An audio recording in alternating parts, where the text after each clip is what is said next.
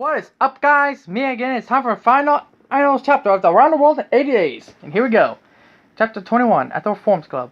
At the Reforms Club had heard a little news of Phileas Fogg since he departed on his voyage around the world and then sent them a telegram message from Italy saying he was on his way to Zeus.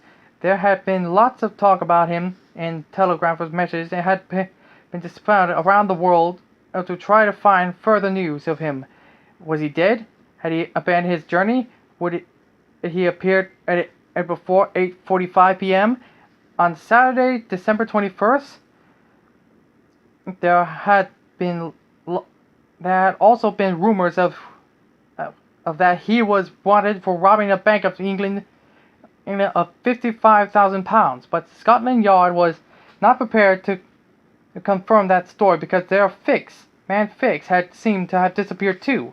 On the evening of Saturday, December 21st, the men who had taken the bet with Mr. Fogg, Joe Ralph, John Selma, and Tom Fagin were waiting at the Reforms Club.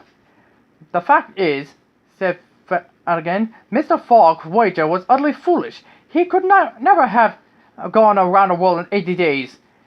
He wouldn't turn up now.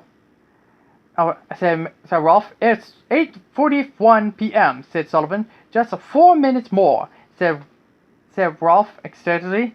No one could keep their eyes off the clock. No one could keep their eyes off the clock. The big hand was on the club's ancient clock. Moved again. It was now 8:42. Mind you, said Sullivan, Mr. Fogg is always very peculiar. You can tell the time of a day by his coming and going. He never likes to arrive either early or late. The big clock arm was and clicked again. 8:43, and the mood was tense.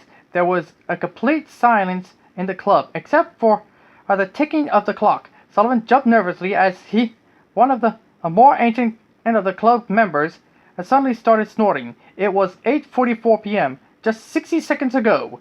And squeaked Flanagan. Now there all watches is the smallest detail on the clock where the tiniest hand continued off a second. Sullivan breathed out a huge sigh.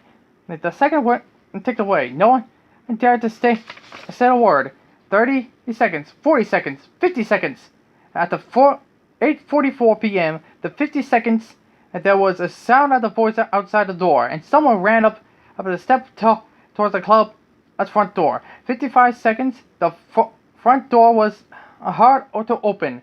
At 58 seconds, the door of the main club room swung open with a crash, and a gasping man appeared behind it. Good evening, gentlemen, puffed Passport Mr. Fogg, out of breath, and after his son ran for the cab.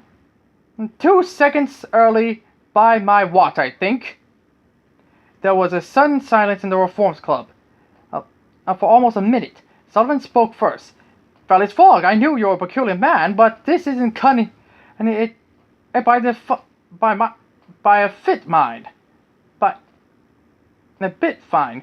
I laughed. I broke out around the room. I was not peculiar at all, admitted Phileas Fogg, catching his breath at last.